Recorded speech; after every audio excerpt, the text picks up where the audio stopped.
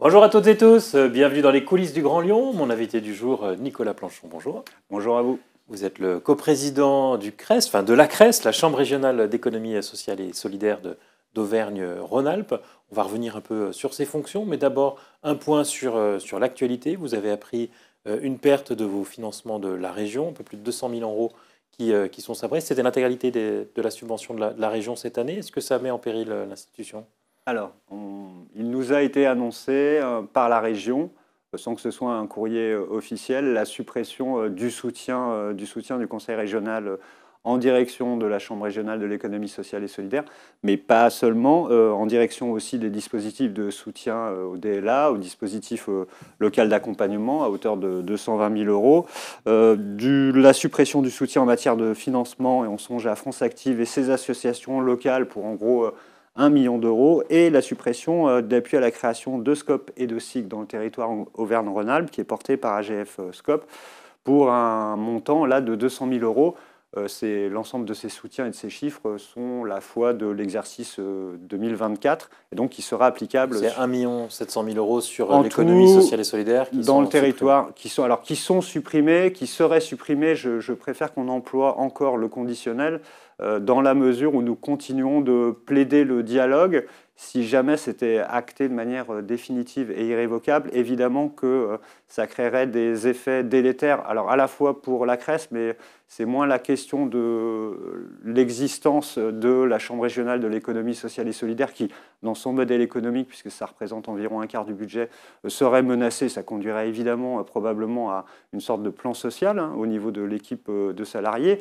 Mais alors c'est évidemment une inquiétude parce que c'est délétère, mais c'est surtout une inquiétude pour les actions que nous portons dans les territoires au service des entrepreneurs, de l'entrepreneuriat et de la dynamique économique territoriale en général, puisque l'économie sociale et solidaire, c'est avant tout une économie locale et de proximité au service des besoins des habitants et de manière multisectorielle. Et donc la capacité d'accompagnement, de formation, d'information de l'ensemble des acteurs auvergne-rhône-alpins serait évidemment amoindrie et menacée, comme par exemple aussi la continuité d'existence de la plateforme Ambition ESS, qui est le carrefour de la recherche d'emploi et de l'annonce d'emploi en matière d'économie sociale et solidaire, qui est financée par le Conseil régional sur volonté du Conseil régional, une plateforme qui est extrêmement efficiente aujourd'hui puisqu'on a 50 000 visiteurs uniques. Ça veut dire qu'on a un nombre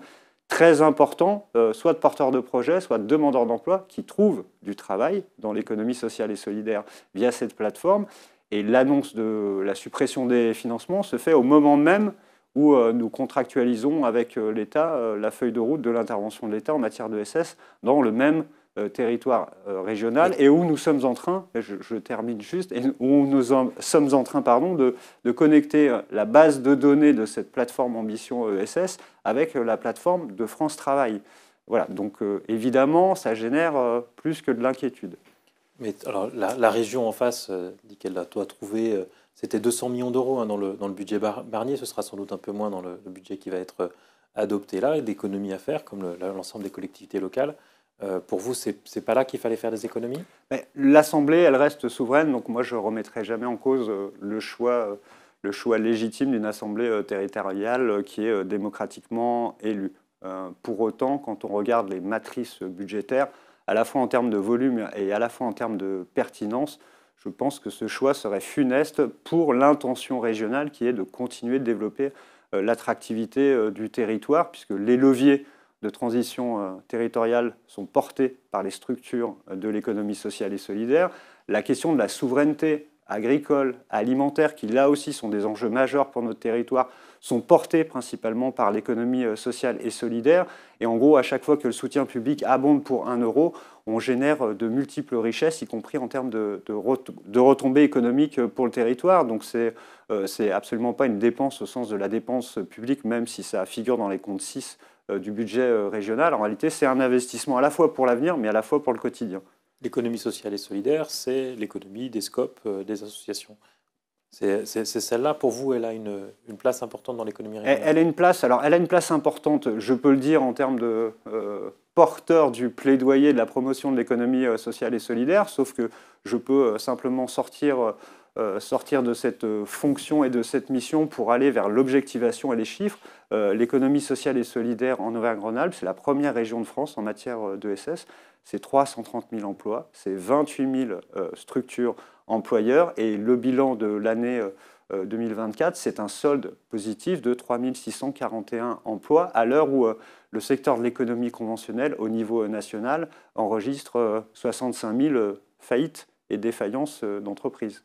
Donc c'est une économie qui se porte bien aujourd'hui malgré le contexte. C'est une économie qui résiste, mais qui a besoin de leviers de soutien et de financement pour pouvoir ensuite essaimer et fonctionner sur un territoire, puisque sa finalité, elle reste d'utilité publique, c'est-à-dire d'intérêt général. Ce pourquoi les pouvoirs publics en général abondent dans l'économie sociale et solidaire, mais en réalité, les pouvoirs publics abondent encore plus dans l'économie dite conventionnelle, qui n'est évidemment pas un ennemi, mais un partenaire de l'économie du territoire, puisque sur un exercice budgétaire classique de l'État, prenons 2019, c'est 147 milliards d'euros d'aides directes aux entreprises conventionnelles, contre 18 milliards en direction du tissu associatif. Alors qu'en termes de part d'emploi, ça représente ? En termes de part d'emploi, c'est 1 emploi sur 7 dans la région. Voilà, très simplement. Et c'est 1,7 million de la région. Ils ont un effet de levier sur l'ensemble de l'économie sociale et solidaire ? Ils ont un effet de levier sur l'ensemble de l'économie sociale et solidaire, et ils ont un effet de levier sur l'ensemble de l'économie, puisque quand on crée de l'emploi, on crée aussi de la cotisation sociale. C'est ce qui alimente le PLFSS, qui est en cours de discussion après le 49.3 de lundi soir. Et puis on crée aussi, si je prends les entreprises coopératives qui sont éligibles comme n'importe quelle entreprise à la taxe sur la valeur ajoutée, entendez la TVA, qui représente, vous le savez, à peu près 2/3 des recettes de l'État, on génère de la richesse directe pour les fonds publics. Donc à chaque fois qu'on a 1 euro de soutien et que ça permet des dynamiques de création d'entreprises de l'ESS, on crée de la valeur ajoutée pour le bien commun. Et la Chambre régionale de l'économie sociale et solidaire, quelle est son utilité ? Alors, son utilité, il y a évidemment la promotion et le développement de l'économie sociale et solidaire dans le territoire. C'est peu ou prou ce que je suis en train de faire en répondant à vos questions, mais ça, c'est une fonction bénévole et qui ne dépend pas du subventionnement ni de la région, ni de l'État, ni d'une collectivité territoriale classique. En gros, je ne suis pas financé pour parler, et c'est heureux. Donc, s'il s'agissait de couper ou d'amoindrir la puissance de parole de la CRES via des restrictions budgétaires, l'objectif est manqué, mais je sais qu'il ne relève pas de cet ordre-là. En revanche, c'est les actions concrètes d'accompagnement de porteurs de projets dans les territoires, d'accompagnement des structures de l'ESS sur des questions de développement, de financement, de matrice économique. En fait, c'est exactement le rôle que remplissent nos cousins et homologues consulaires, entendez la CCI et la CMA, en direction des structures de l'ESS. La CRES est une sorte de chambre paraconsulaire, d'ailleurs instituée par la loi de 2014. Nicolas Planchon, je vous remercie. Merci à vous. Et puis moi, je vous dis à demain pour une nouvelle émission des Coulisses du Grand Lyon.